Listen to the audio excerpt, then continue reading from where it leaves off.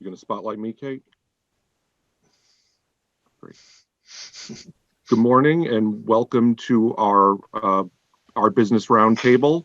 Today's topic is going to be business solutions in the world of COVID. My name is Chris Conway and I'm the Executive Director of the West Hartford Chamber of Commerce. Today's program is being presented by the West Hartford Chamber of Commerce's Economic Development Committee in association with the Special Committee on Economic and Workforce Recovery with the town of West Hartford. I would like to welcome you as all the attendees and our group of panelists, and I expect we're going to have a very rich and informative discussion today. I would also just like to take a few moments to thank our sponsors, our presenting sponsor, the University of St. Joseph, our gold sponsor, LeGrand North America, and our sponsor, Corsi & Company, and also our technology sponsor, Westfield Bank.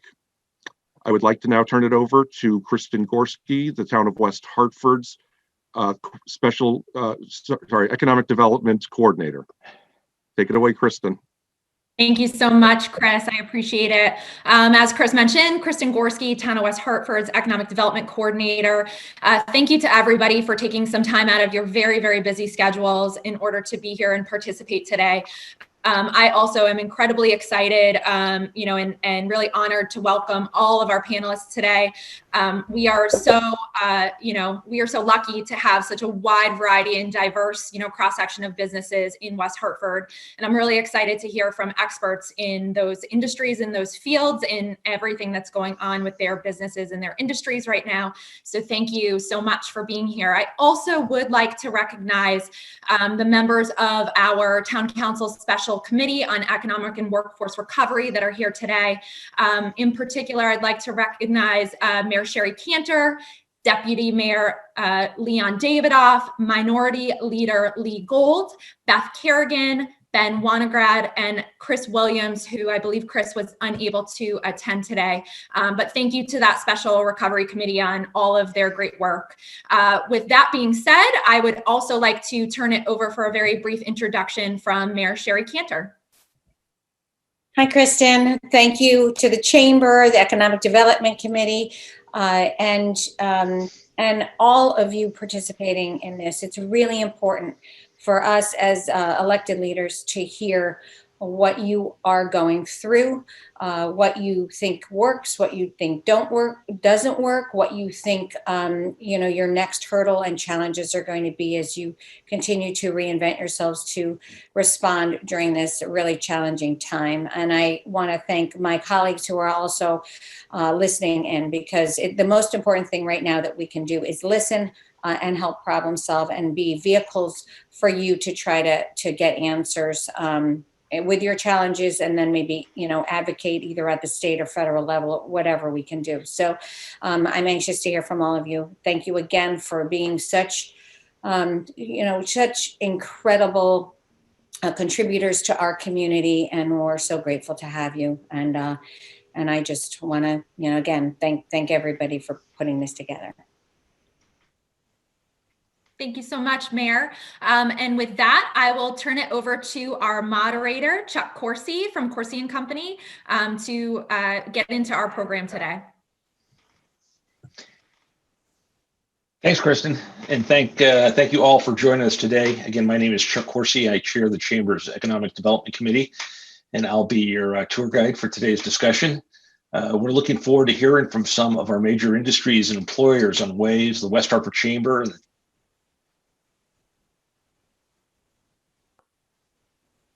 Hear you, Chuck. Oh, your sound went out, Chuck. There we go. Yep, sorry about that. I got to turn off this phone. We're looking forward to hearing from some of our major industries and employers on ways the West Hartford Chamber of Commerce and the town of West Hartford can help support business continuity during COVID, including what we can do now and what we can do next.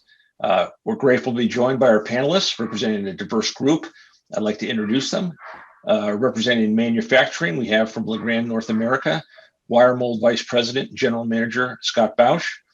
From retail, we have the owner of Fleet Feet, Stephanie Blasi. Representing education, we have the president of University of St. Joseph, our friend Rona Free.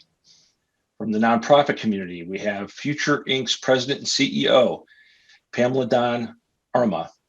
From fitness, from Life Fitness Studio, we have the owner, Deborah Fountain, representing some of our properties and property management in town. From RLM Co., Mike Mahoney, representing the restaurant field, Doro Restaurant Group COO, Scott Miller. And I don't believe, has Dr. McClure joined us yet? Sorry, yes, I'm here. Oh, hey, doctor, thanks for joining us. From the healthcare field, from Hartford Healthcare, we have Dr. Mitch McClure.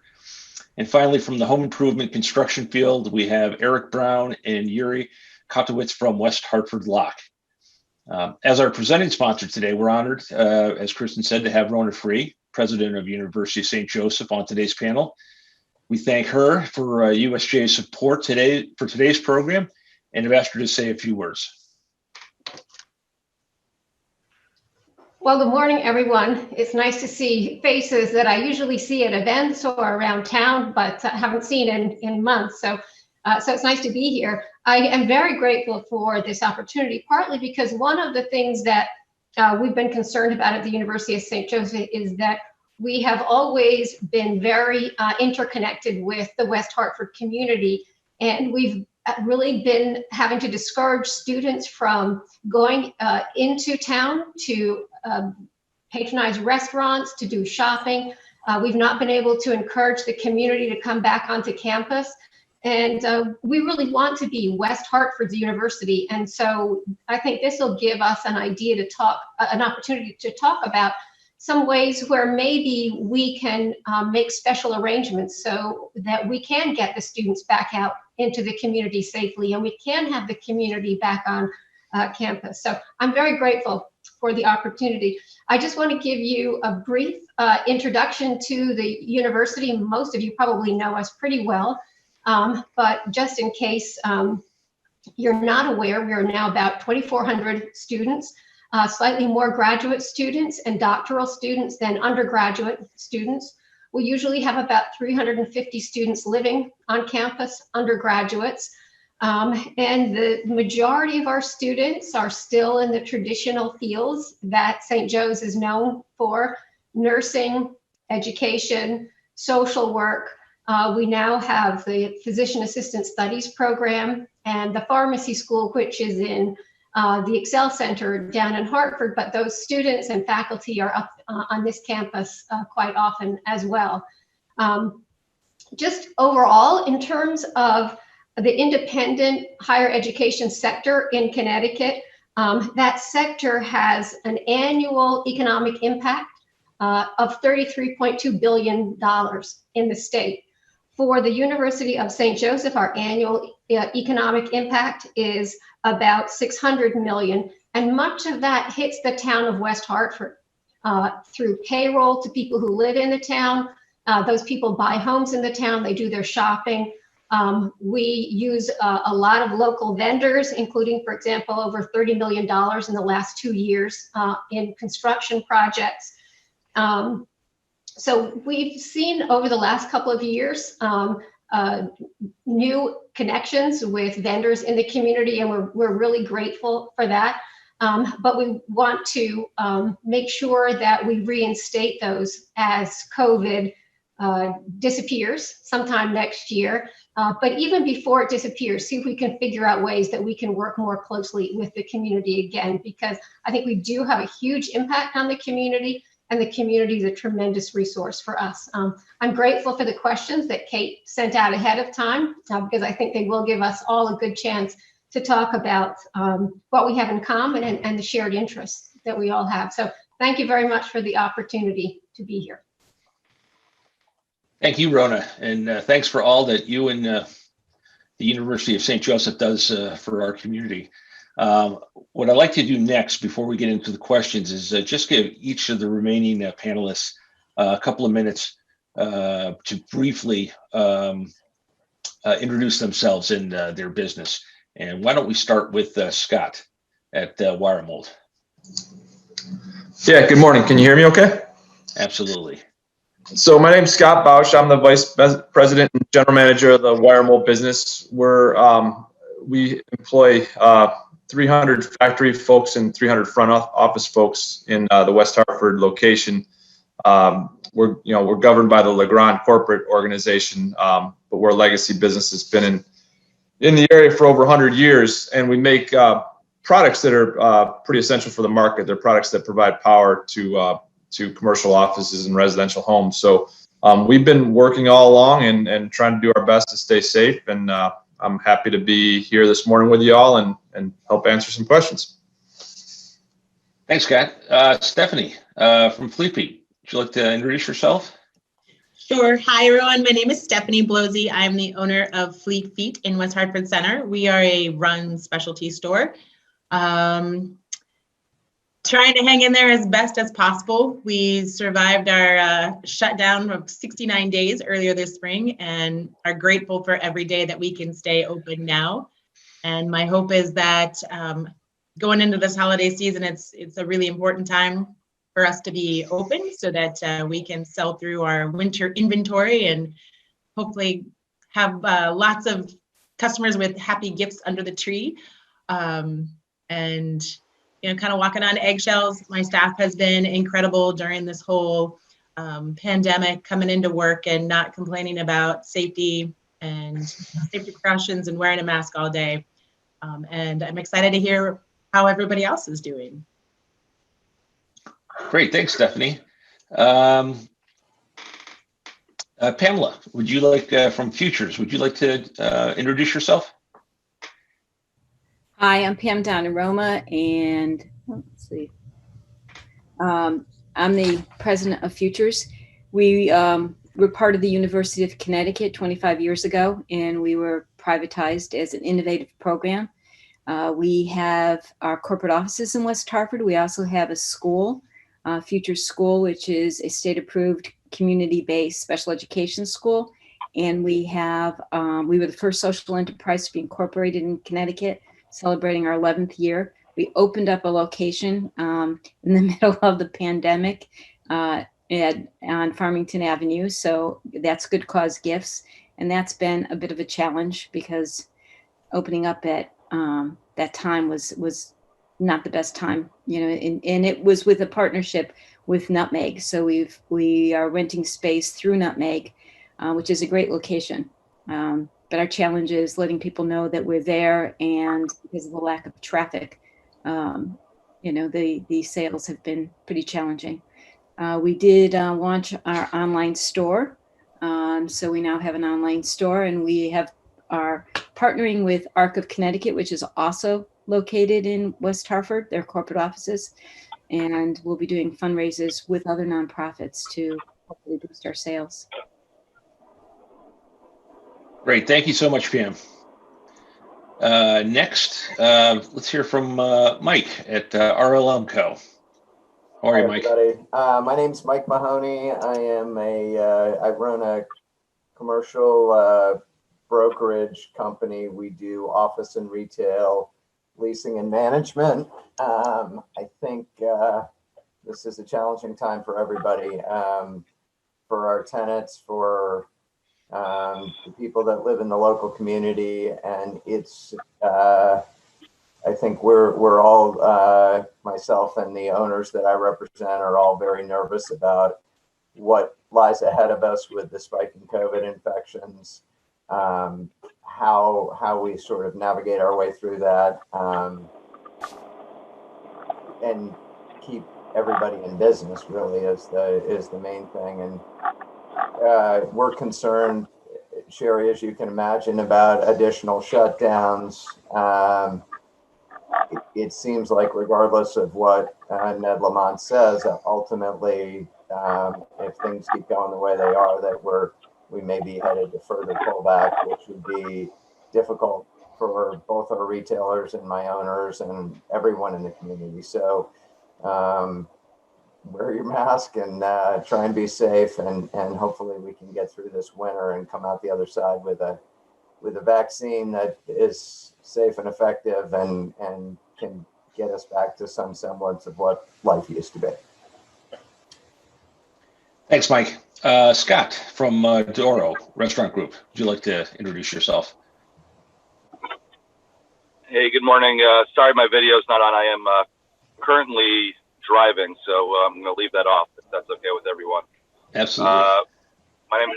My name is Scott Miller, Dorian Puka's partner and COO of Doro Restaurant Group. We have 5 restaurants, 4 of them located in West Hartford and one also located in Manchester. We are, I would say, in similar thoughts as any other business owner in the area. We luckily thank you to the town of West Hartford for allowing us to have phenomenal summer months and extended patios. But with that being said, and unfortunately done with this 20-degree weather, it's reading 36 on my car right now, but we can't anticipate any other diners really sitting outside, maybe a few sporadically over the next week or two. And going into the holiday season, as Mike just alluded to, we're aware. I'm a member of the Connecticut Restaurant Association. I sit on the board. We're having phone calls every morning, we're taking it day by day, but it's very nerve-wracking. We believe that there is going to be some sort of shutdown where we go back to takeout only, which is a very, very, very small part of our business, and it's definitely a scary time. December typically for our restaurant group could make up anywhere from 30 to 35% of our total annual revenues.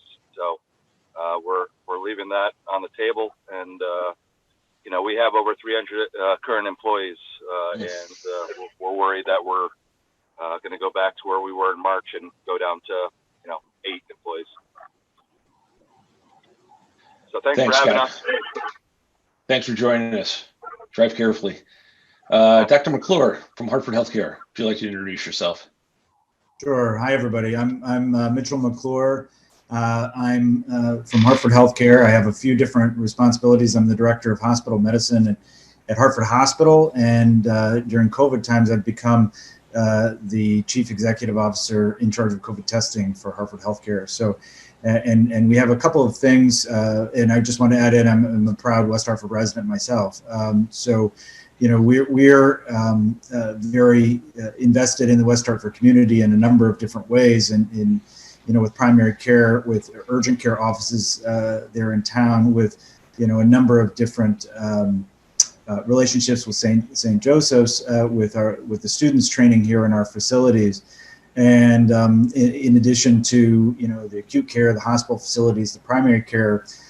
Things that we've tried to add on to be community supports during these times are a large amount of COVID testing capability. We just announced yesterday we're opening near the airport our 9th COVID testing site, drive-through site, and kind of more specific for this group, something we're calling Hartford Healthcare at Work, which is support and guidance for businesses in opening and dealing with the pandemic. I'm also Chief Medical Officer for Stanley Black & Decker, which is part of that, and obviously, one aspect of that solution I'm mentioning for a very large corporation, but we also, help businesses of all sizes kind of navigate these things with all different levels of engagement. So we're here to help in whatever way we can. So just wanted to share that. Nice to meet everybody. Thank you, Doctor. And finally, from West Hartford Lock, Yuri, would you like to introduce yourself?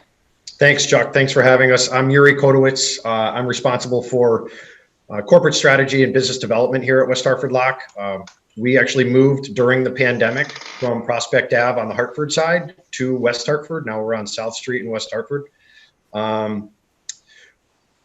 We're probably a little bit unique in that there's 3 distinct divisions to our business. We have a retail store where we support companies like Udolph, Figure 8, other property managers, homeowners. We have an on-the-road service team that, and Mike, we support Mike in the center and his locations throughout the area. So we have a retail store, we have an on-the-road team of locksmiths and technicians that travel the area and, again, support our customers, University of Hartford,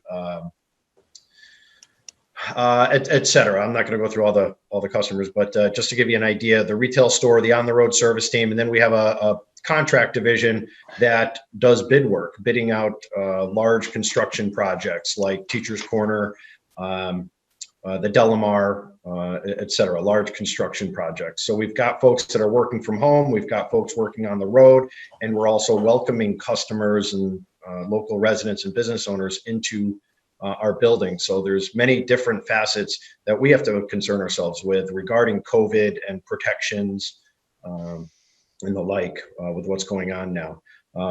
We are a minority and woman-owned business, which has availed us of different resources, regarding preparation for COVID and different informational outlets, webinars, Zooms, things like that. So that's been of help, great help, to make sure that we're prepared and we're serving our customers as best we can and protecting our employees. So thanks, Chuck, and thanks everyone for having us today. Thank you, Yuri, and thank you to all the panelists for joining us today. What I'd like to do next is go through some questions and give everybody an opportunity to answer. We'll mix up the order in which we go in, and I'll ask one question at a time. The first question is, of all the factors affecting your business, what are your top 3 concerns? And I want to start with Dr. McClure and knowing, I think in general, what are the top 3 concerns you would have for businesses during the current pandemic? I'm muted there. Just to clarify, top 3 concerns for other businesses or our business, because of course we have our own. Or it could be in general, as you see, in terms of testing, in terms of mitigations, mask wearing or non-mask wearing, what you think could help, what businesses can be doing to help alleviate and stop the spread. Sure, and just hearing from the other panelists, I think the number one concern that I think I'm hearing from everybody today is how do we stay in business, and how do we navigate these times, and that's something we do try to help with as best we can, but it's I think it's certainly the number one concern. So the parts of that we try to help with are how can you open and operate safely and design workflows and procedures to be able to do that and keep your customers safe and keep your employees safe. So I think certainly how do we stay open and how do we do business during these times is by far the number one concern. The number 2, which I think that I think about for our business in healthcare, but it applies to everybody, is what's the future going to bring in, and what's our path forward, and that's we at Hartford Healthcare are looking and how we not go back to where we were, but how we build better and move forward from this. And really grow from this, and and I think that we're not going to go back to the way things were, and that's true for many businesses. Even as vaccines become available, it's going to be a long path ahead potentially to navigate this, and so that's I think probably the second most important consideration. And then number 3, I would say, which I think applies for us and our employees as well as everybody else, is how do I take care of myself and my staff and our wellness during this time? Because we're all experiencing so much fatigue from going through COVID, and it hits us in different ways, but it's difficult for everyone. And how do I and this is something we talk about, I talk about as a leader within my organization, but I'm sure everybody else does too. How do we support each other through this, and how do we focus on our own wellness and our mental health? Those are my top 3. Thank you, Doctor. Scott, how about you? I think we already got a good part of the punt for your concerns. Yeah.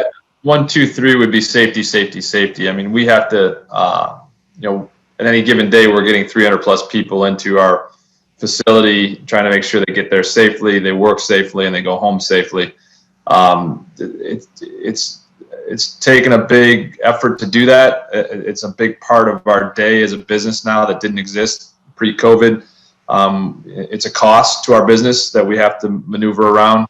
So we think we've done a good job in that area. But beyond that, we're a global manufacturer of products, so we don't have the day-to-day concerns on cash flow that maybe a smaller business might have. But we are very concerned about the market outlook. Having the election behind us definitely helps, but there's still a lot of unknowns in the timing of construction market and when it'll really come back. So that's our biggest concern and what we're trying to monitor, and we just have to stay on top of that and make sure we're prepared so we don't lose share in the market. And then the last thing for us is there's a lot of changes in technology and in the way people are going to work and in the way people are going to go about doing their jobs. I don't think we have the full picture of that yet since COVID's arrived, but it's something that we got to understand. We opened an opportunity for some of our people to come back to our offices a couple weeks ago,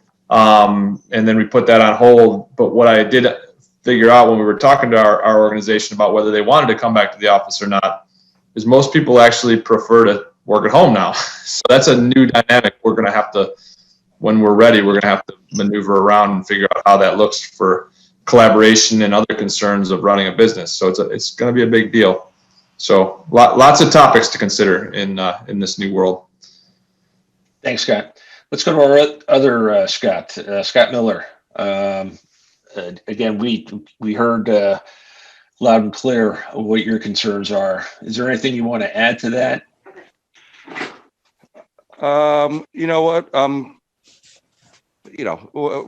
We're following suit. Our concerns are, everyone's concerned. So I really don't have much to add right now.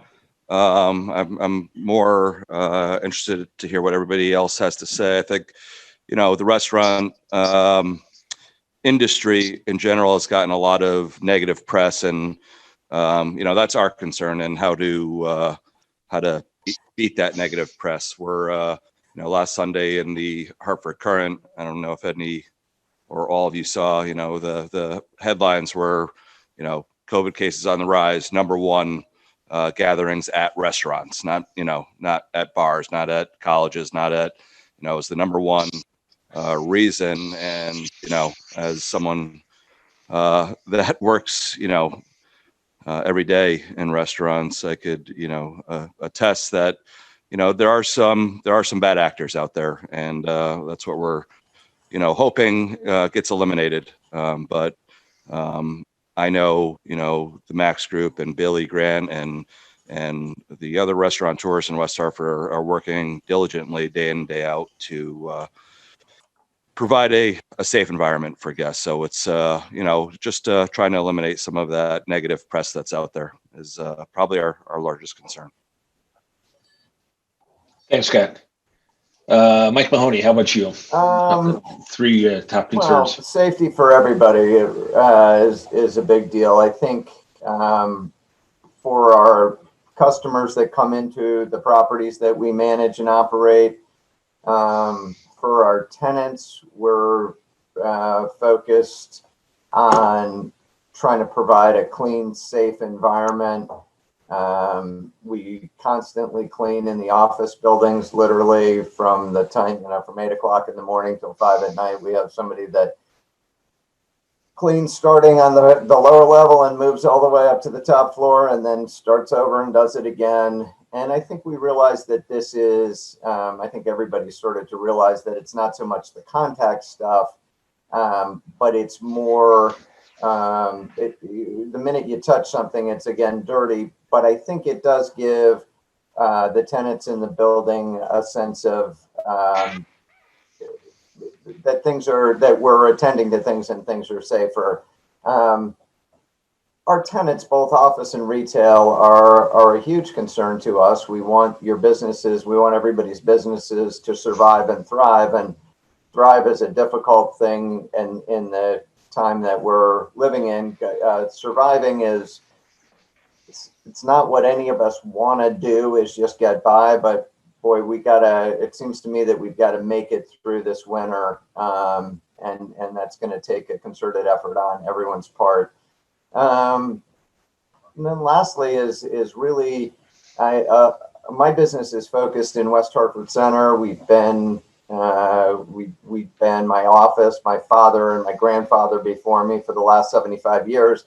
We've been here, and West Hartford Center is important to me. It's important to my owners, many of whom built the buildings that they own currently.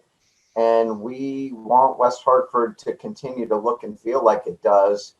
And a major concern is with the worsening COVID crisis, are we going to be able to maintain this great little gem we have in Central Connecticut? Because it's really not like anything in this area at all. And despite the efforts to build the evergreen walks and the shops at Farmington Valley, you can't replicate what the center has.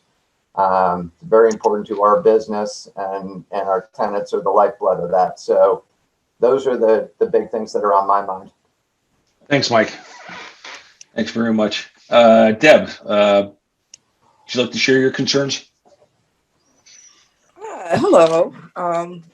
My concern is, now that the weather is cold, I can no longer cycle outside anymore or do any outdoor classes. So we've pivoted to virtual, and I'm actually renting out my bikes. I did a survey sent out to my clients about coming inside, and no one wants to come inside and work out, which I can't blame them. I don't want to put my staff nor myself at risk.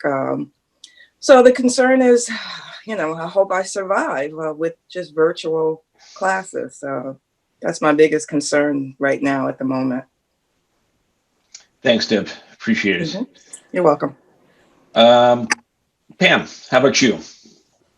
Well, I think one of our biggest challenges is, meeting the needs of the people we support. We work with people with disabilities in the community. And so we're an essential provider, and we work with some of the more challenging individuals. And so it's problematic when, our staff can't come into work because their kids are now, have to stay home and are getting remote education. Our school has gone hybrid for some of the students that can access their education remotely, but we also have a population where, it's not an option. They really do need direct services. So that continues to be a challenge. And of course, getting timely access to testing. Our principal called me at 6:30 this morning. He was waiting in line because he had an exposure, and, the testing site was going to test 100 people and he was 103. So, that continues to be a challenge. And of course, our newest initiative, which is the store, which was a major investment for us, being able to continue to staff it, because staffing, people are nervous about coming in, even though we've taken about all the precautions we can. We have, ultraviolet lights. We have, medical grade air purifiers. But we're also not seeing the traffic. So I suppose in some ways we say, this is a good, it's a good thing because our staff doesn't have to get nervous because nobody's coming in. But on the other hand, it's not great for sales or business.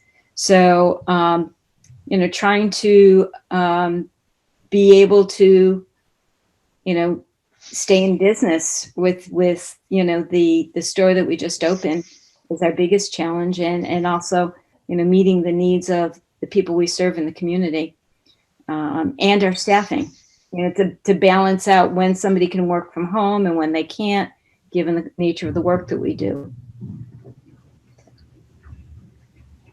Great. Thanks so much. Rona, How about you? What are your and University of St. Joseph's 3 concerns? So like everyone else, the top concern has to be safety and the health of our students and faculty and staff.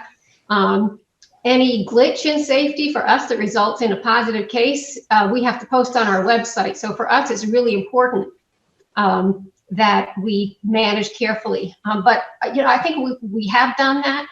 This week, for example, in our testing, we've only had 1 positive case this week. So we have, it's from a lot of people, 2,400 students. We have about between 700 and 900 employees, depending on exactly the time of year.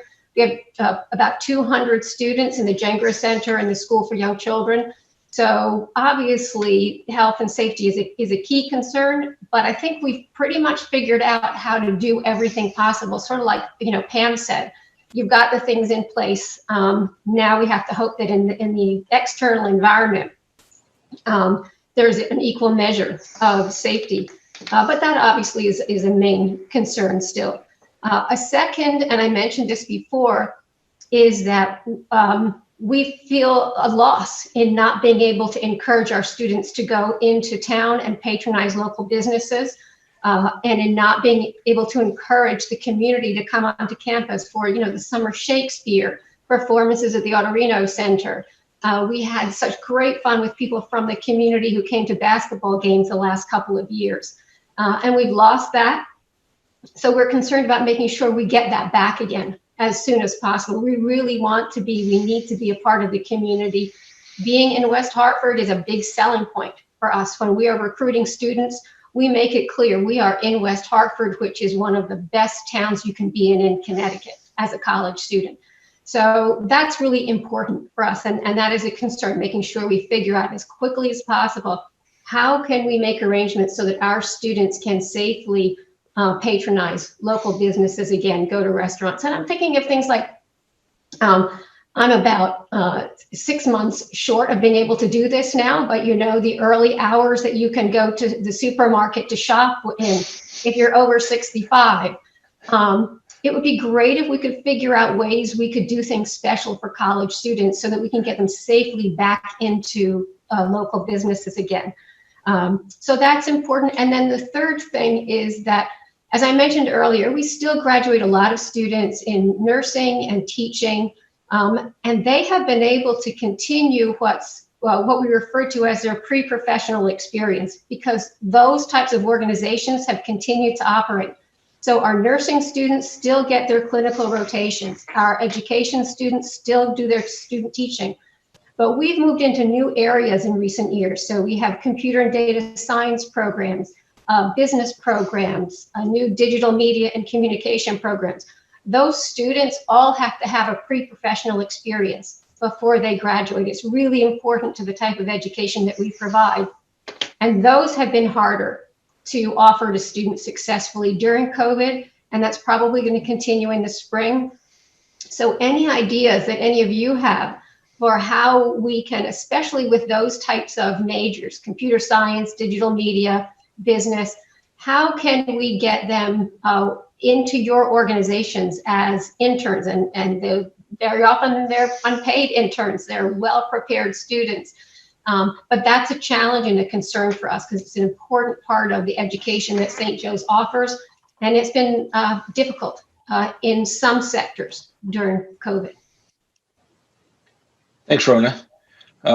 Stephanie, would you like to share your concerns? Oh, I think you're on mute there, Steph. There we go. All right. So yeah, like everybody else, safety is a big concern, making customers feel safe that they want to come in and shop with us. But more importantly is how do I keep my staff feeling safe and also happy? It's really hard when you're in a business that you have to go into the office. You don't have the choice to work from home. They have lots of friends that are working from home and they're binge watching all kinds of TV shows and baking bread. And my staff have to come in, and my store is built on an exceptional customer service experience. So if they're not happy because they feel like they're missing out while everyone else is kind of having a lighter workload, that's my focus, is like, how can I keep them going? So there's been a lot of free lunches and gifts for the staff to keep them motivated.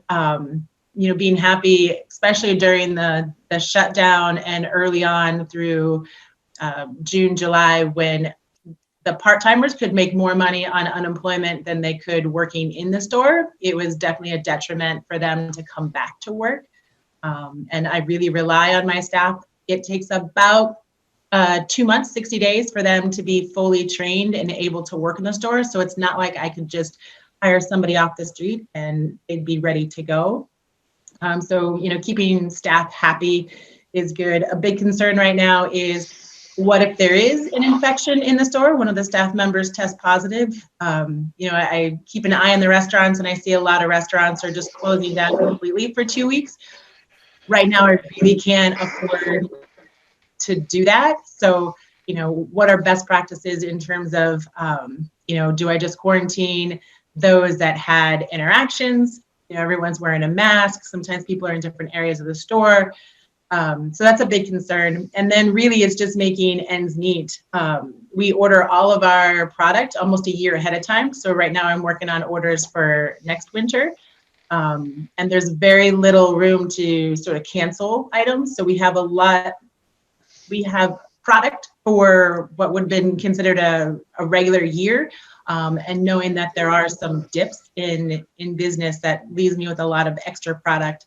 So trying to manage sales and expenses, hand sanitizer and face masks are not cheap.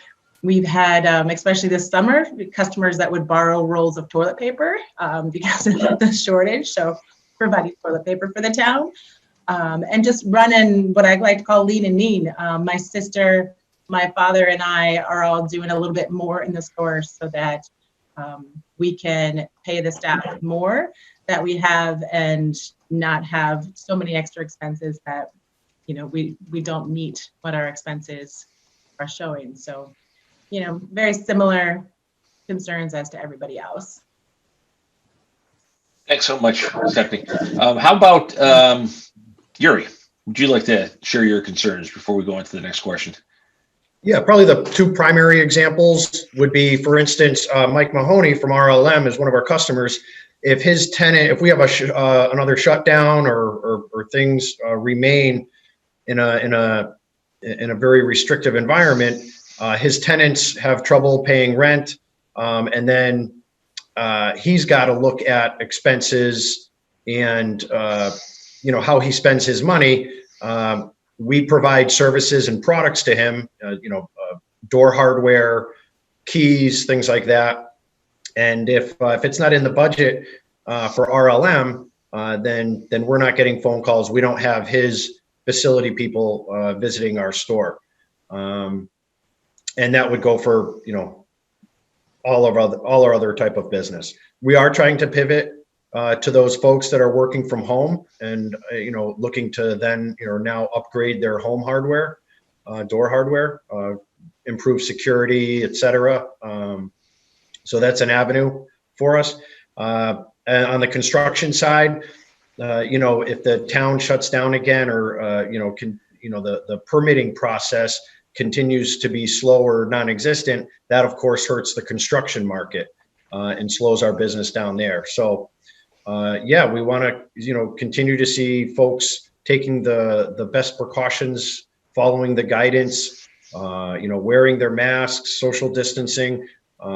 If we can stay in business, then tenants pay their rent, and property managers continue to use our services. Buildings continue to get built. Great, thanks, Yuri. Thank you. Our next question, I want to talk a bit about how each of your businesses have had to adapt during the pandemic, and perhaps what's worked and what hasn't worked in terms of adapting. I'd like to start with Deborah Fountain. And Deborah, I just want to make sure that, did you have a chance to introduce yourself during the first go around? I did not. I didn't. That's okay. My mistake. I apologize. Before you answer the question, can you tell us a little bit about fitness, Lifer Fitness Studio? Well, as you know, the gyms are probably has a bad rep like the restaurants do. They can be germy, and it's really hard to wear a mask and work out. So that's a challenge. How do you work out with a mask on? You can't, basically, if you're doing cardio like cycle. So I'm the owner of Lifer Fitness Studio. I make up 9 instructors. We pivoted to virtual right away in March. And then in July, we started to work out outside. I'm very fortunate. I can roll my bikes right out on the loading dock, basically behind Lifer, and we can cycle. And that's been doing really well. We even had a class this morning. It was 23 degrees. So next week is my last week of outdoor classes. I'm going to rent my bikes out. And, I pivoted to virtual. A lot of people don't like it. I'm very fortunate that I have a good community behind me, and they have been doing virtual. So we will be all virtual next week, and we'll see how that goes. I'm just hanging in there, same like everybody else. Paying the bills is a challenge. I have wonderful instructors, and I've been very fortunate to be able to pay them. But it's I'm just crossing my fingers and praying like everybody else that we can get through the winter. And I'm not sure how to go back inside. That's a challenge for me. How do I go back? I'm not even sure what the proper protocol for cleaning. I know they said 12 feet apart, but again, when you're exercising, that's a challenge. So it would be nice to have a little bit more guideline into how do you clean the air after a class. And so we're just kind of making it up as we go. I was able to do kickboxing and bar and cycle all summer long.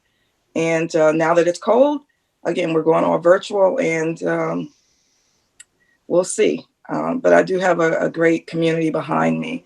And I've been very fortunate to keep my instructors as well. Thanks, Deborah. Deborah, whereabouts is your studio located?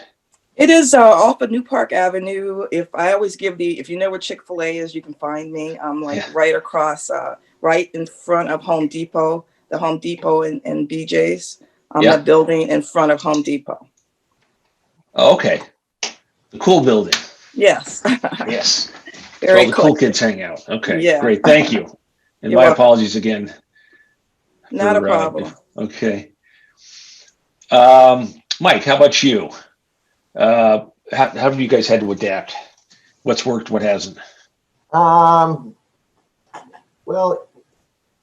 first of all, I want to tell Stephanie that we too are donating toilet paper to the entire town of West Hartford. Unfortunately, it gets taken as fast as we can put it out. It's gotten better, but it was really bad for a while. You're kind of balancing how many rolls do I want to have out here, because you don't want somebody stuck, but at the same time, they're going to get taken. So the stuff that's been difficult, it's interesting. I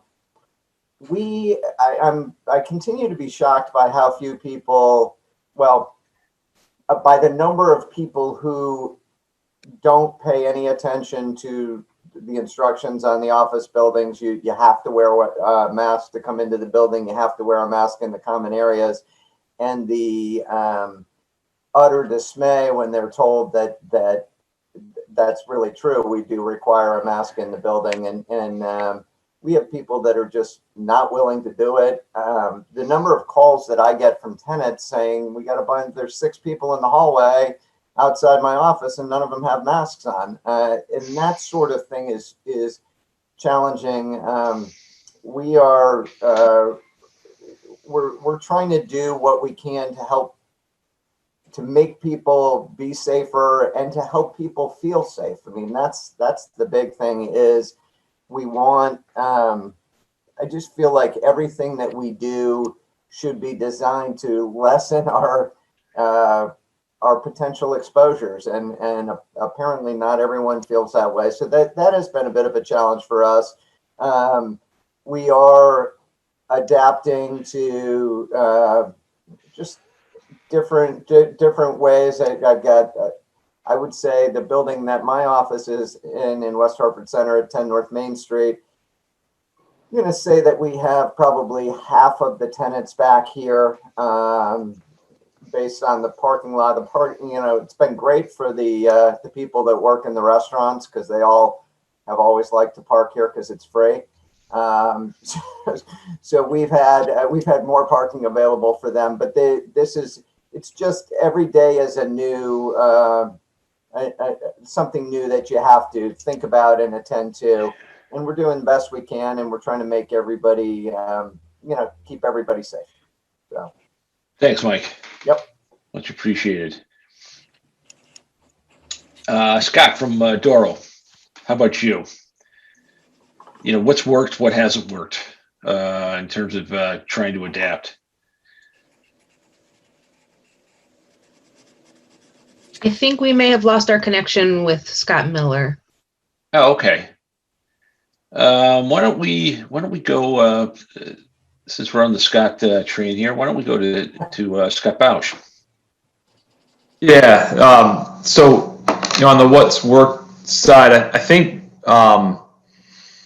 the deployment of having people work from home has been terrific for us. We had good ideas. We actually, we're on a Zoom call today. We actually use the Microsoft Teams platform, which is phenomenal, has a lot of capabilities.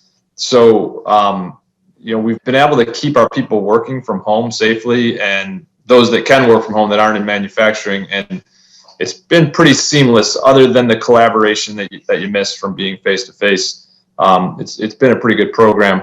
What's not working, honestly, is reducing the stress level. I mean, one of the problems with work from home or work in the manufacturing environment is you have your everyday stresses of COVID, just getting to the store and back, and then you kind of tie that in with the fact that you don't have that social interaction that sometimes you would have gotten in your 8 to 5 job. You're just going from one Teams meeting or one Zoom meeting to the next, and not really socializing or relieving any of your tensions at all. So, we haven't figured that piece out at all. We've tried, social happy hours virtually, and we've tried meetings virtually, but we haven't figured that solution out at all as a business, and something we're going to continue to take into account and try to work on, especially through the holidays, because we're actually trying to give our people a few more breaks and a little more time off, but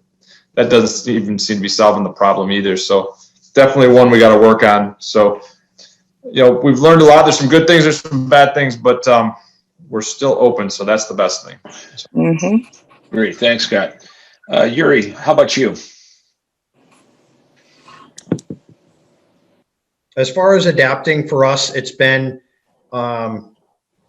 ensuring that our employees are adhering to best practices, where, because a lot of them, we've got the internal employees, some have chosen to work from home, and we support that.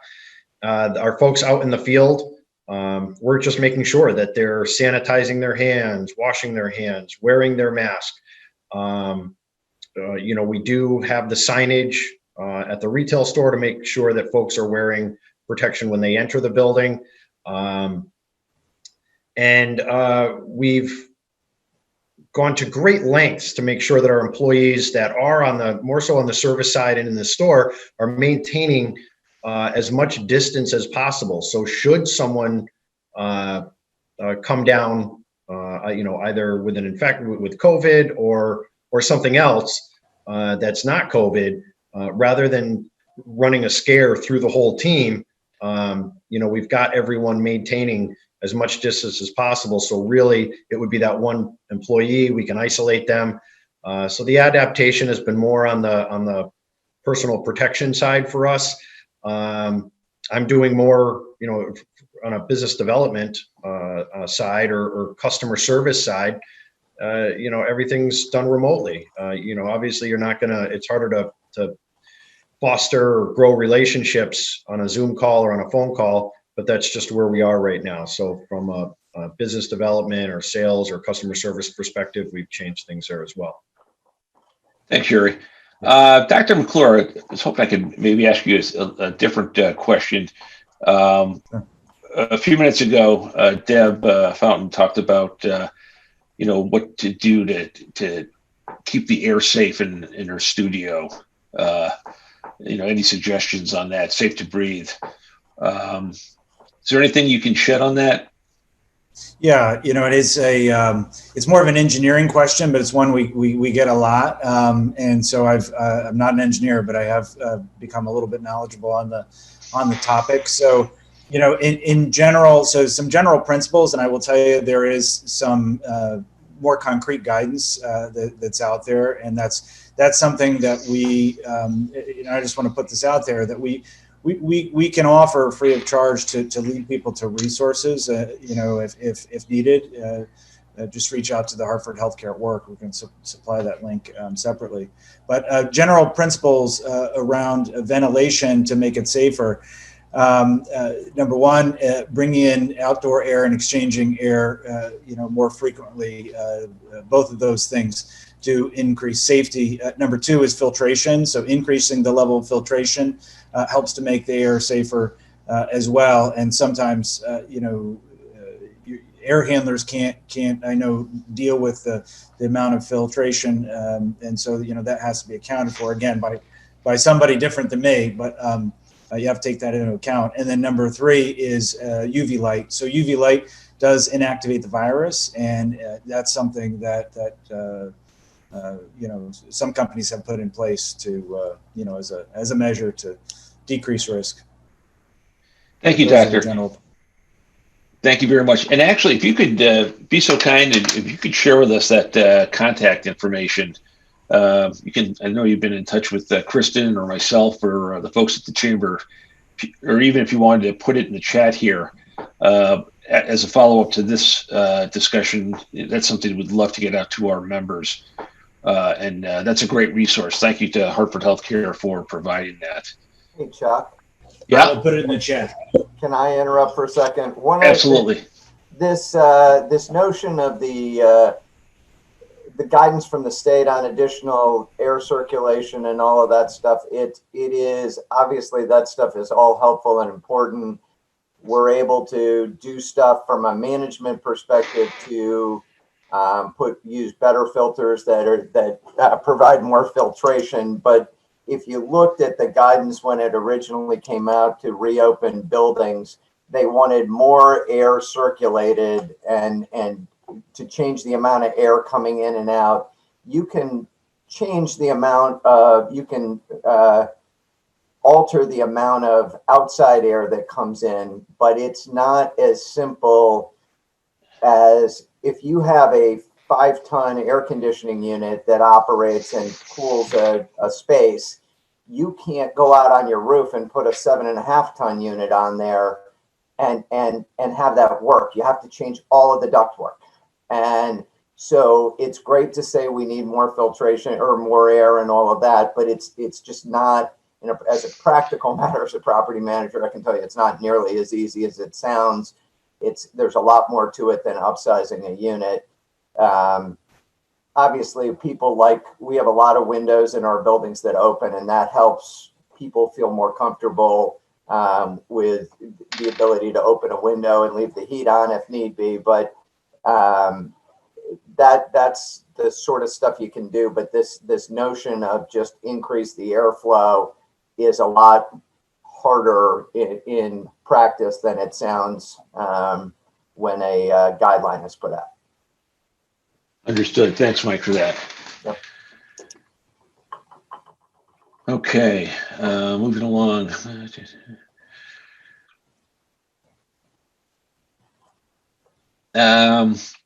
Stephanie, did I get to you on what you've done to adapt and what's worked and what hasn't? Not yet. Yeah, if you could share, that'd be great. All right, first I'm gonna throw out a question for Mike, and that is, in these times, there's no precedent set to what the landlord should provide and what the tenant should provide. So maybe if we can get some answers from you or some guidance on, what can I ask my landlord to do? Is it change the filters? Is that my responsibility? I mean, obviously, we keep the doors open as much as possible. We have the heat blasting, and I'll pay the heat bill for that. But are there things that maybe landlords should help out with tenants? And then I'll just throw out the things that we've been doing. We're trying to do more appointment-based business. We've always just been a walk-in kind of place, but now we're prioritizing appointments, and that seems to be helpful for those people that make an appointment, but it doesn't make some of the walk-ins happy if they now have to wait because somebody else was there before them. So kind of readjusting a precedent. We've tried to really build up curbside pickup, whether you call into the store and order a product or whether you order it through our online website and then pick it up curbside. We now have an employee, which is actually my sister, that handles all the curbside delivery. So she's at the ready that if you want to order curbside. So just trying to keep as many business options as we can with all that safety in mind. So Stephanie, I'll just respond to your questions. It really, not trying to be elusive in any way. It really depends on what your lease it says. Some owners have, I think everyone looks at landlords as the place that you go to absorb what it is you can't handle.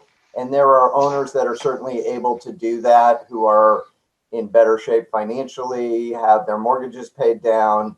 There are certainly many owners, the real estate business is about leverage, and many owners have 75% of the value of their property in a mortgage, and continuing to make mortgage payments while trying to accommodate tenants can be very difficult. I think you should be comfortable asking for anything you want and listening to what the owner has to say. Retail leases are different because typically the tenant is responsible for everything that goes on. We tend to do the maintenance and upkeep of the heating and air conditioning units, because what we find is if you leave it to tenants, they don't do it.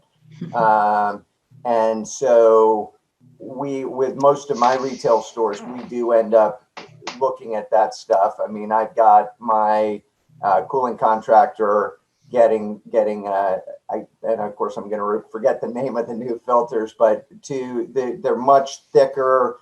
They remove many more particles, and they're going to be, you're also stuck on some of this stuff because the pocket that the filter fits in is only a ½ an inch deep.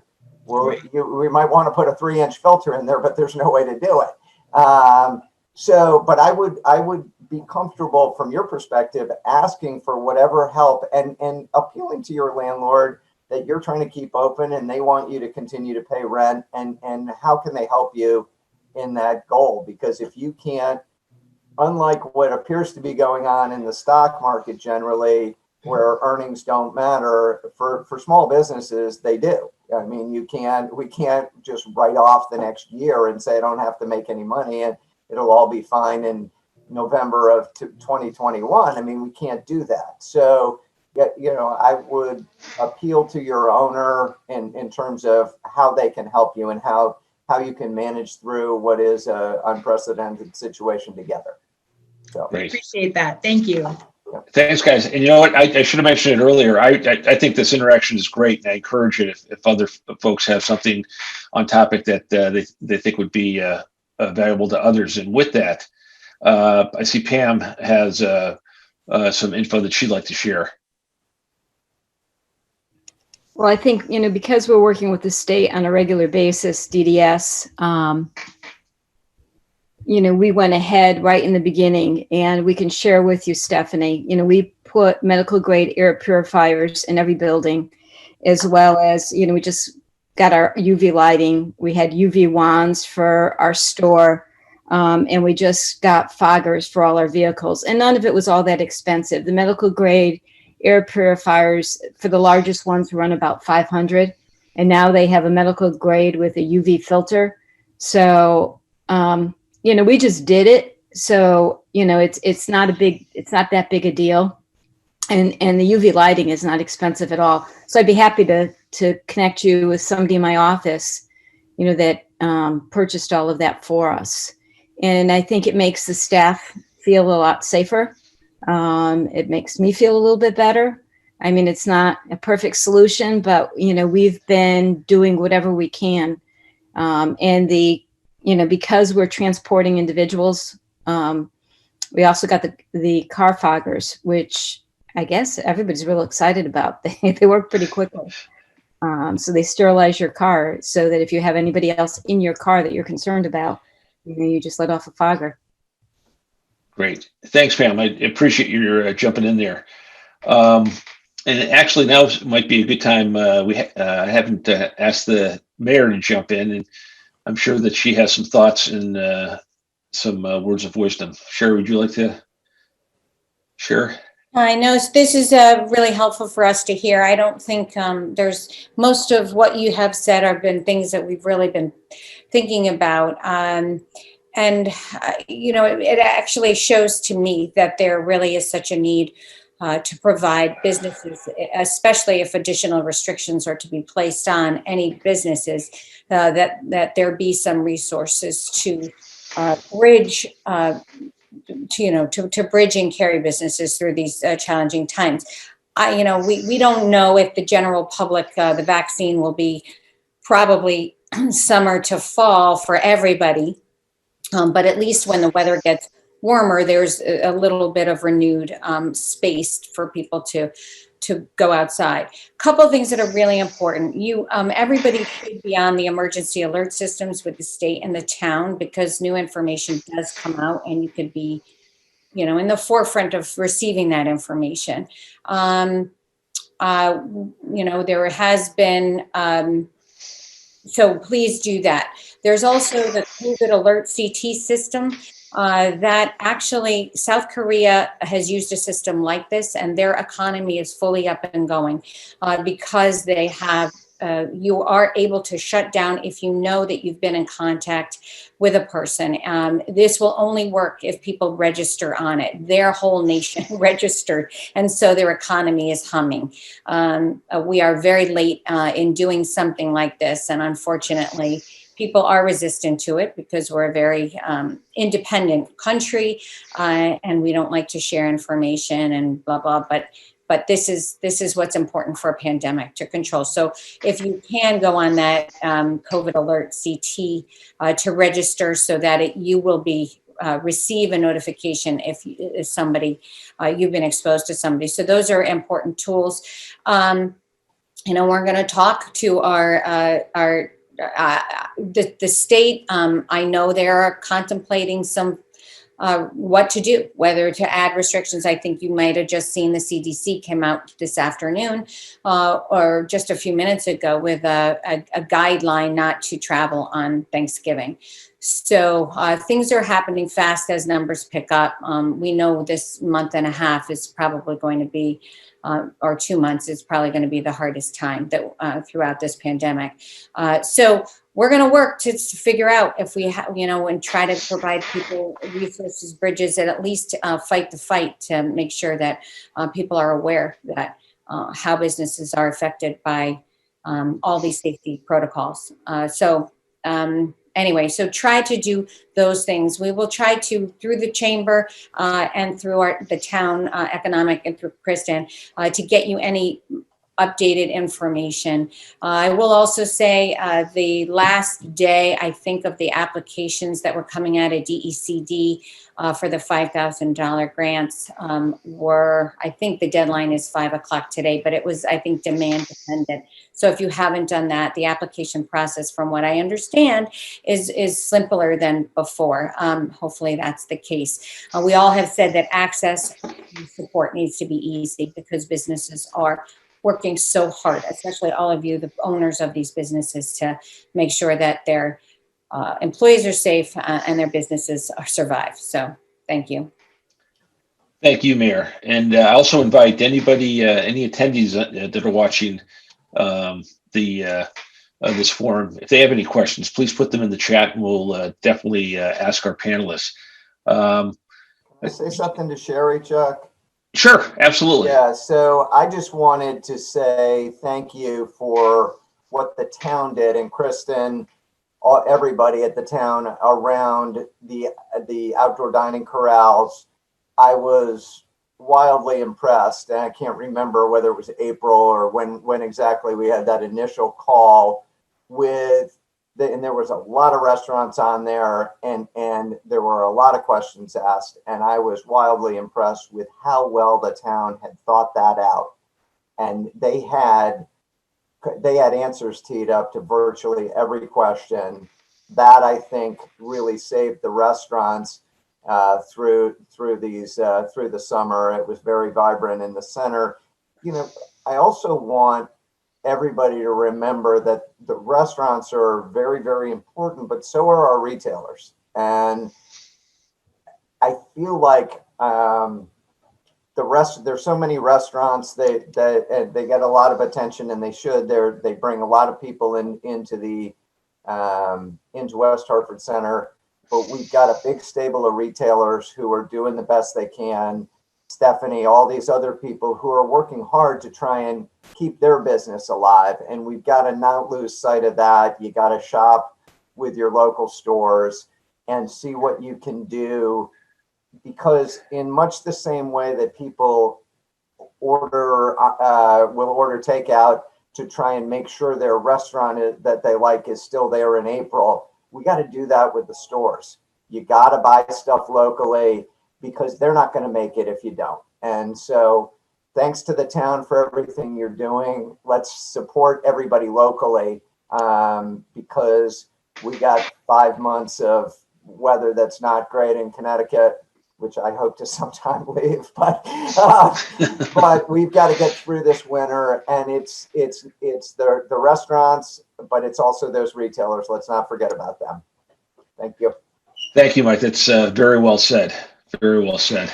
And actually, that's a good segue to another topic is what ideas, what things, concrete things that you think that the town, the chamber can do to help during this during the pandemic. Mike talked about a great thing that the town did with the outdoor dining. But if folks would share their ideas, and for that, I'm not going to go around the horn. I'd rather have a free-flowing conversation. But if anybody wants to take a crack, they can just raise their hand, wave me down. Pam, I see you waving your hand. Well, I think, one of the things that we're looking to do is to partner as much as possible with other organizations and businesses. We partnered with Nutmeg in order to have space that we otherwise wouldn't be able to access. We're partnering with Arc Connecticut starting the 21st to give part of our sales back to Arc Connecticut as a way of creating a win-win situation for us. So we're generating money for another nonprofit, and with their support base, hopefully increase some of our sales. We have 2 doctoral students right now from UConn that are working with us because they were having difficulty finding internships. We have 2 professors on staff. We have a licensed psychologist, Dr. Orf Karen, as well as Dr. Ed Orslack, who is our principal. So we welcome interns, and we would love to have some in our marketing department through the University of Hartford, so that the more that we can create these kinds of partnerships that may be facilitated through the chamber, I think that could help all of us. Thanks, Pam. That's a wonderful idea. I think the chamber has done a very good job of connecting people, but we can always do more. Any other suggestions? Oh, Stephanie, sure, go ahead. I would just say, the more we can keep it in the news that you need to support local, like Mike, what you said, thank you so much, because sometimes I feel like restaurants, while they get a ton of bad press, they also get a lot more press of come by takeout instead of also remember when you're shopping for gifts this year, shop local. There is the Ron Foley Foundation and then the Del Mar Hotel have both started promotions where you get a punch card and you try to spend $50 at least 5 places. and then you can drop your punch card in a raffle and you'll win some pretty sweet prizes. So maybe the town can come up with something like that town-wide. And I don't know if there's a cool town experience that Sherry, you can offer, like, sit in the mayor's chair for a day and you can go to Florida and have them make some difficult decisions. But just doing things that really encourage people and remind them to stick around local. You know, we're all stuck here local, but support the community that you live in. And I just think that's important. And, you know, all of us, most retailers are offering discounts and sales. You know, Black Friday has already started for most retailers. So we're kind of playing that game. So there are incentives and discounts to be had and deals that you can get the same online as in stores. So just keeping it in the news that shop local this holiday season and keep our communities more vibrant. Thanks, Stephanie. Great advice. I'm just going to go to, we've been joined by our town manager, Matt Hart, and I'd love to get his thoughts. How are you, Matt? I'm great, Chuck. So it's nice to see everyone online. I'm sorry I joined a little bit late. I was in another meeting. We are members, you may or may not know, of the Capital Region Council of Governments, which represents and serves 38 towns in the greater Hartford region. And we were talking about our upcoming legislative session and the importance of putting COVID recovery front and center on that list. And perhaps you've already discovered this, discussed this. If not, I think the mayor, the council, Kristen and I really want to know how, you know, what legislation the chamber deems as most important with respect to COVID recovery for the upcoming session. We understand that session is going to be quite limited, but how can we help you help your members? You know, working with our state delegation at both the state level and the federal level. So I wanted to put that out there if it hasn't been discussed thus far. And then secondly, what other ways can we continue to support our business community? I think as an organization, we've made some progress in our ability to stand up a virtual organization, if you will. I think we've made a lot of progress over the last 6 to 7 months. We've got more things in the works, such as upgrading our online permitting system, et cetera. But, you know, we welcome your feedback there too, because we think we're going to need to be able to continue to support you in a largely virtual manner for months to come. And we want to continue to improve in that regard. So those are the two main things I wanted to convey. Chuck, it's great to work with you and Chris and all the chamber staff. Thanks, Matt. And it's great to work with you too. And we're very fortunate to have Kristen on the team. She does a great job. And with that, I'd like to hear from Kristen and Chris from the chamber as well. There's been some very good ideas that have been brought up, but I wanted them to address some of those and also talk about some of the things that they have been doing. Remember when back in the early days in March, when we had no idea what was going to happen, I commend Chris Conway and his staff, Jesse and Kate. They put together a list of resources and businesses that could help. I know the restaurants get a lot of attention, but people were looking for, you know, what was open, what wasn't. And the chamber rose to the occasion, just like Kristen and her staff and so many others in the town. But Kristen, could you comment? Absolutely. Thanks, Chuck. You know, and I just want to say a couple words based on the feedback that we've heard, which has been so valuable, so important. I think that, you know, in my work as a liaison between the town and the business community, I couldn't, you know, do half of what I've been able to achieve without the partnership of the chamber. So, you know, the staff has just been phenomenal. I think that we all recognize and realize that. And there are some initiatives that between the town and the Chamber of Commerce, we will be rolling out hopefully before the end of the week. But in particular, I just wanted to highlight a couple. We will be announcing a holiday window contest.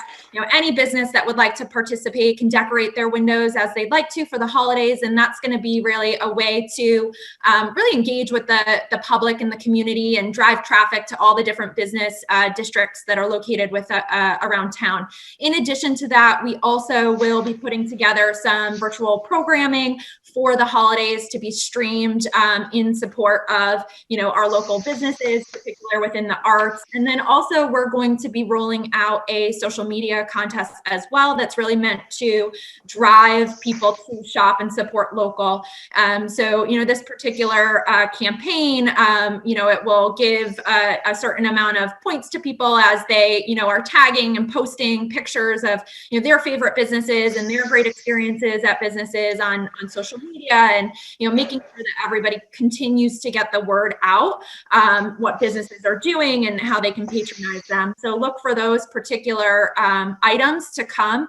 In addition, we have partnered with weha.com to do keeping it in the community weekly column. Staff, I know that you were already featured, but we plan to every single Monday in Business Buzz highlight a new business, in West Hartford, not a new business, but a different business each week, and just, all of the efforts that they have gone through in order to make it through COVID so far, and ways that people can patronize them as well as a tip to be able to support and shop local. And the last comment that I'll make too is, I think that between myself and Chris and his staff, we don't want to say no to you. Businesses, we're here to support you, and we are so open to anything that anybody pitches at us as an opportunity, an idea in order to support our businesses. So anything that any of you ever have in terms of suggestions on ways to support businesses, needs that you have, as Pam mentioned, if you need access to connections, the chamber, myself, we're always here for you.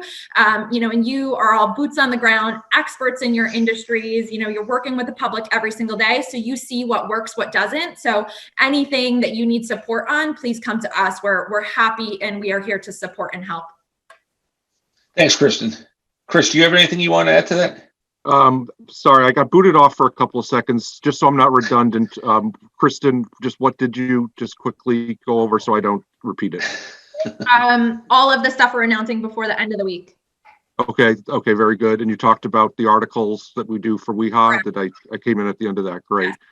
I mean, the other thing I would say is definitely take advantage of the resources through the chamber. We do a lot of networking. Every single Friday morning we do virtual AM connections, and we get between 40 and 60 people every Friday. And the last third of that meeting is taken up by all of the testimonials about how businesses are working together and figuring out unique ways to partner with each other to help keep each other afloat. That is probably one of the best things we've had. And you can see the examples through the town. I know that the Delamar and the Ron Foley Foundation was mentioned, but the Ron Foley, the Purple Donuts at Donut Crazy, that is just a relationship that was built through the chamber.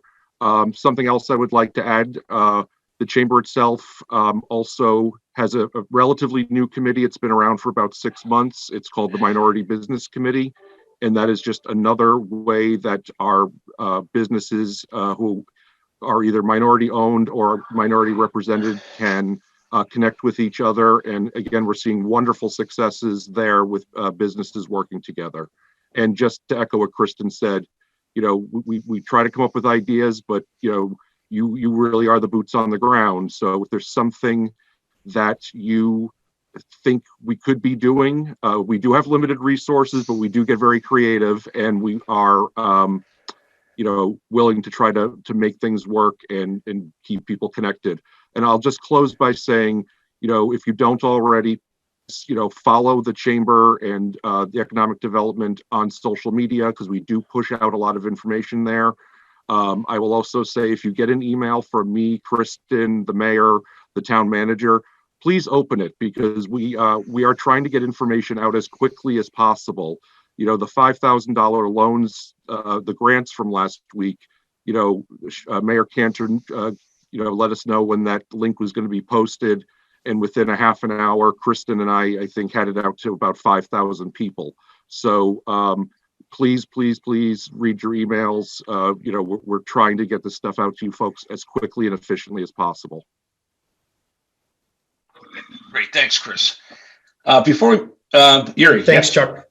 Just really quick, this might be a little self-serving, but if the town, for the town representatives still on the call with us, if there's any opportunity for them when sourcing materials or services to look at in-town providers first, or give them a last look at, you know, whether it's a small $50 credit card type purchase that a facility person might make, or even a larger bid job. If we can keep that tax money in town, keeping folks here employed, businesses running, you know, obviously that helps West Hartford. I That's think self-serving at all. You're Great idea. Yeah, it's a great idea. And I think we all can do a better job of messaging with our neighbors and friends and all the people we come in contact with, that the businesses need us more than ever, and shop local. And can I just add, as you think about buying holiday gifts for your friends, family, and staff, to look at some of the retail stores in the center of town, because we can put together packages, deliver them, do whatever's necessary. So, you know, that would be. I'd just like to add, it would be great if there could be maybe a consolidated effort to try to encourage college students back in to town to you know, patronize restaurants and do shopping there. I think maybe because of what's on the news, there is concern about college students being relatively high risk, but in fact, our college students are tested more than any other population. Probably we spend thousands of dollars every week testing students, so they are probably as safe as anyone. And so I think it would be great if there was a way to really orchestrate getting college students back into the towns as soon as possible. They may not be the biggest spenders on the biggest high ticket items, but they usually have spending money that would be great to see them spend with the local shops. That's a great suggestion, Rona. And also our retail establishments throughout town, Park Road, Elmwood, Bishop's Corner, the center, throughout town. Before we move on to kind of a final wrap-up question, I just wanted to see if anybody else has any other suggestions for the chamber or for the town, and how we can help and be a resource during this time. If not, I'm going to move on to the last question. And again, instead of going around the horn, let's just, you know, people show of hands and feel free to jump in. And I guess it's the big question that's on a lot of people's mind of a potential state shutdown.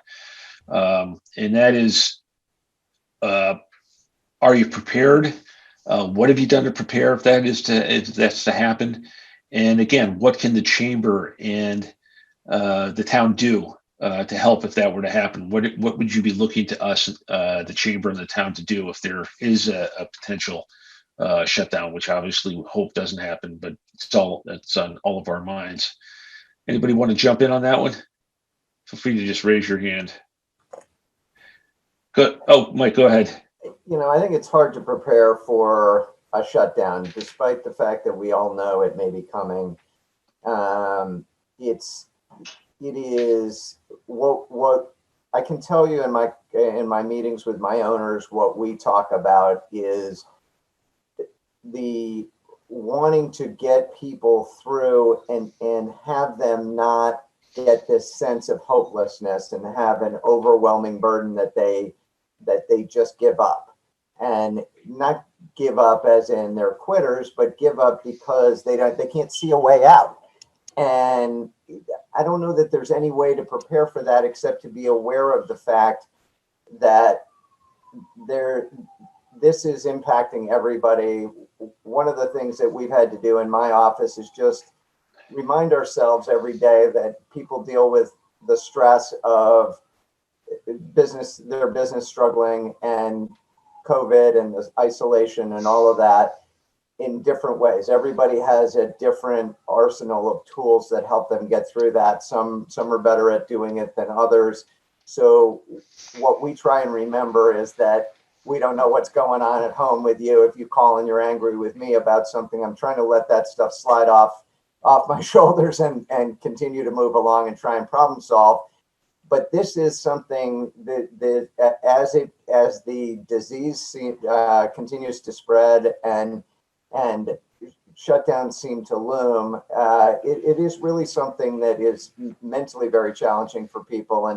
And so the hope is to try and figure out ways to help people get through this. There are going to be some people who just can't see a way out, and there's no way that I can think of in order to help that. But to the extent that we're able to try and manage through this together in cooperation, I think it's what we all need to do. Thanks, Mike. Pam, I saw your hand up. Well, I mean, we have contingency plans, given the nature of our organization, but we've also started to have conversations around how we can support staff in doing some fun events, and that may be something we can all collaborate on. I mean, some of the things we did initially, but we really want to expand on is, we hired a yoga teacher and we did small yoga classes virtually. We hired a martial arts person. We did cooking classes virtually. Now we're expanding that to say, okay, how can we put boxes together with all the ingredients for a cooking class, or all the arts and crafts supplies for an arts and crafts thing, just to keep both the people we support and even our staff, connected. So there would be different kinds of activities for both. So I think, it may be something that, we can collaborate on and come up with some fun things that we can access. I mean, you don't want to have something that's so big virtually that, you just kind of lose the connectedness of the experience. But, I think, we're going to have some things lined up just so that we have, something, that we're prepared for, in addition to sort of the organizational plans in terms of, running the business. Thanks, Pam. Rona, I'm curious, what happens if there is a shutdown? What happens at the university? So we have been since the beginning of the fall semester operating what we call a high flex model. And so we spent about $750,000 on technology in classrooms so that any student on any given day can either go to the classroom to learn or remote in from home. And the faculty member is teaching both to those students who are online and in the classroom. And so we would just pivot to entirely remote. And in fact, as of Monday, we are pretty much entirely remote. Students still have to come here for their clinicals and for lab work in the laboratories. So we can transition pretty quickly. But again, the challenge that we have is for those students who are doing internships in businesses where the businesses can no longer host them. Will we get those back, and will those students have those opportunities? So for us, that would be a wonderful thing that the chamber could help with, is to identify internship opportunities in the West Hartford community that would replace some of the internships that I don't think we are likely to get back for students at some of the big corporate headquarters in the city, where they've gone completely remote and they're going to stay remote for a long time. So, we can transition pretty quickly on campus, but some of the connections that we have with the external community are going to have to be replaced, because I think the old ones may not come back for a while. Understood. Thanks, Rona. We had one question from our new state rep, Kate Farrar, about healthcare. If you haven't read it, I'll just read it real quick. She's interested in hearing about any of your experiences for yourselves or your employees with staying healthy and having access to healthcare. For instance, testing access for those who provide healthcare, what would make the biggest difference for you as an employer right now regarding healthcare? Does anybody want to take a shot at that, or have a response? For us, it would be inexpensive testing with rapid turnaround, which we have other options than we had 6 months ago, but it is still expensive and the turnaround can be slow. Great. Yeah, this is Scott Bausch. I would agree on the manufacturing side is we need a faster turnaround on testing. It's highly critical. Great. Thanks, Scott and Rona.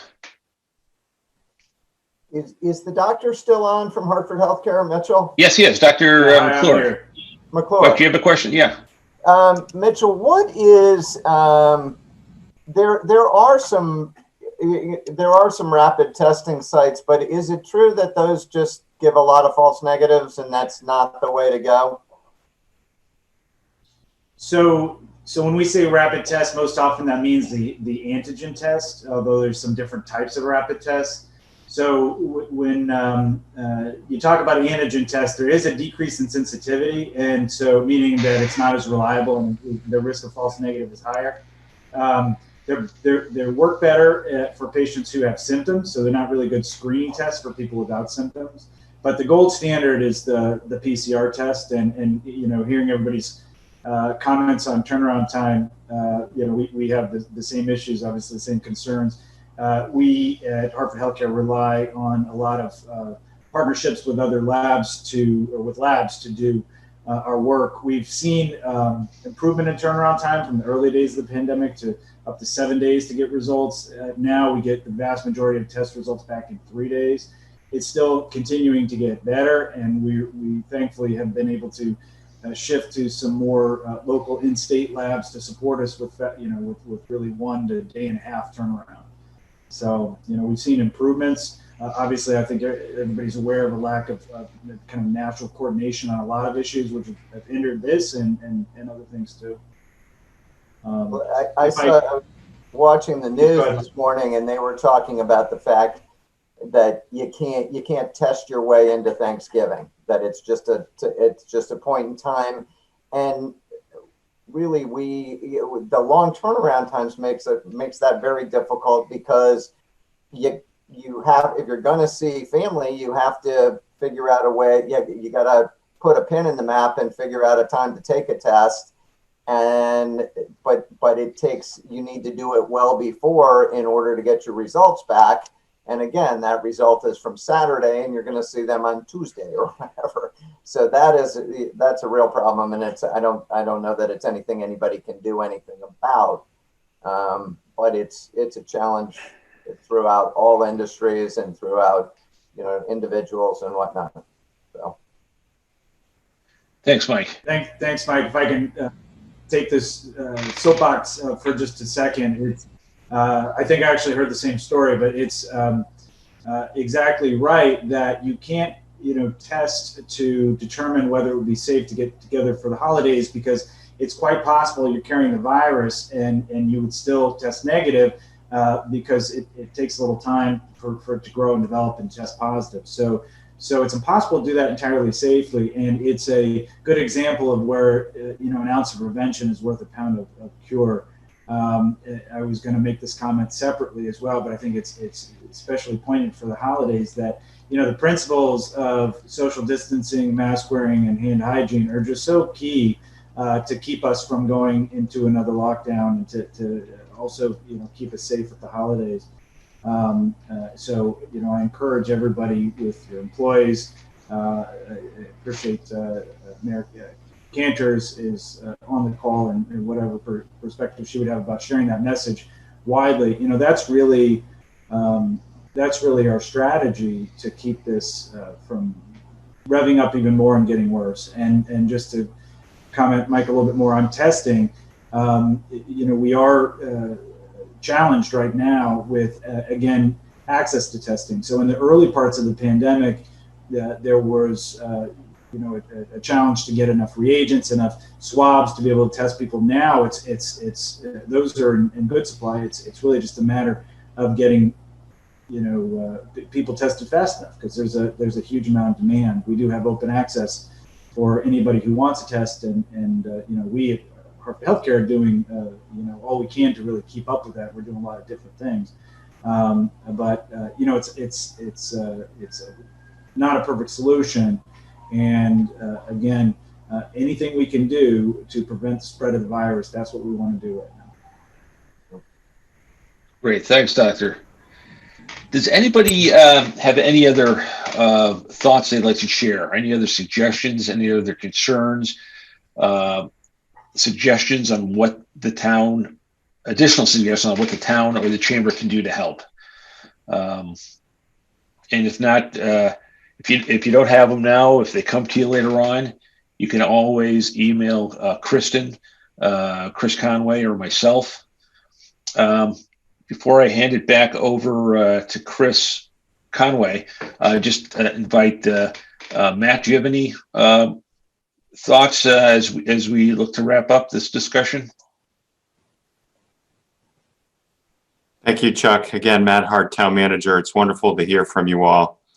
Again, to the extent to which the Chamber has suggestions for the upcoming legislative session, I'd love to hear them. I'm sure the mayor and the other council members would too, so that we can work to advocate on your behalf. And again, please continue to communicate through Kristen Gorski. I think she's doing a fabulous job as our economic development coordinator. We want to do outdoor dining again next year, so we're going to be looking to partner with the Chamber and all of you on how we best do that, and continuing to support our community over the next several months. Thanks, Matt. Mayor Cantor, do you have any closing thoughts? Thank you. I just want to, again, thank you all for your perseverance, your courage, your commitment in leading your organizations and being creative. We do need to hear from you if you have particular concerns. One of the things that actually came up yesterday, I was talking to Chuck about it right before we got online, is the PPP. There was a new IRS ruling that came out yesterday on the PPP and taxability of and when expenses can be deducted. So I just, we need to know these things so we can, call our federal delegation and have them fight. So again, please be aware of, there's so much coming at all of us. And so we're trying to consolidate information either through Kristen or through the Chamber and get that. But we are open for every question. Matt and I answer, and Kristen and Chris answer every email. And so we need to hear from you if there's something that comes up. If there's an idea you have, we want to hear from you. And we will really try to get through this time together. We will push, think local, buy local, support local. And Doctor, I promise, we actually are waiting on our Everbridge. There's a draft out there. We will get that message out there. That is the most important thing that we can do. So communicate with our residents on how to keep safe. If we can keep people safe, we can open businesses faster. So if we can control the spread, so we need to do that. We all have personal responsibility for that. Thank you. Thank you, Sherry. With that, thank you all for letting me host this, and thank you for your time. And with that, I'm going to hand things back over to Chris Conway. Just wanted to once again thank our panelists and attendees. This was, as I predicted, a very rich conversation. I took lots of notes, and beyond that, we do plan on taking as much action as possible. I would just like to once again just thank our sponsors, the University of St. Joseph, who was our presenting sponsor, LeGrand North America, who was our gold sponsor, and Corsi and Company, who was our silver sponsor, and of course Westfield Bank, who's our technology sponsor, and brought this, was able to facilitate this program. Also to Jen Evans and the folks at West Hartford Community Interactive for doing the live stream of this as well. one of the things I just wanted to close with, and also, of course, thank Chuck for doing just a wonderful job of moderating and for his leadership on as chairman of our Economic Development Committee. The one thing I just wanted to close with is, as the executive director of the chamber and my staff, Kate Cobes, who was working behind the scenes, making sure that the right person was on camera at all times. So great job, Kate. And Jesse Bouclier, who was monitoring the chat, which was very active. So great job, Jesse. I just wanted to say, as the executive director of the chamber, you know, by the nature of this organization, we are a conduit. So we are the commonality between the leadership in our town, our business leaders, very often our citizens, and it goes beyond that to our state legislators and even our federal legislators. And the only word I can come up with is just how proud I am of everybody. Almost 9 months into this, people are still figuring out what they can do and not as much about what they can't do. And you know, I'm in contact with businesses and the town every single day. And you know, I'm not going to pretend it's easy. I'm not going to pretend all of the conversations are positive, but they are solution-based. And I think this forum was a perfect way for us to really think about over the next few months, how can we stay solution-based and continue to support our businesses and therefore our community. I'm going to turn it back over to Kristen to just say a couple of closing words.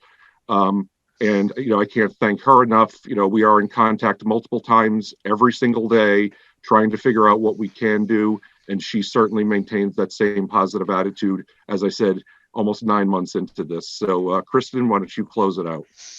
Thank you, Chris. And there's really not too much to say. Everything has been so well said. I really want to thank all of our panelists today.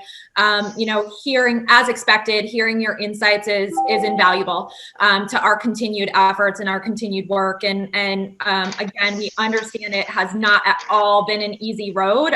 You know, and you know, there's more of that to come. But we certainly appreciate everybody's positive attitude and their willingness to think outside the box so that there is continuity with our businesses.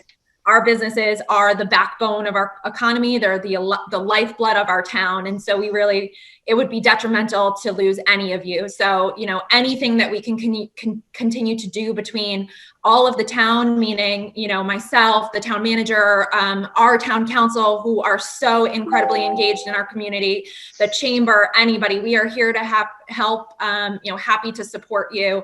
Just, you know, keep communicating and hopefully we'll all get through this. But thank you so much. This has been such an excellent call. I really appreciate everybody taking the time.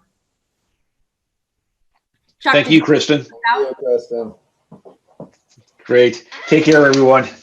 All right. Stay safe, wear a mask, and have a nice Thanksgiving.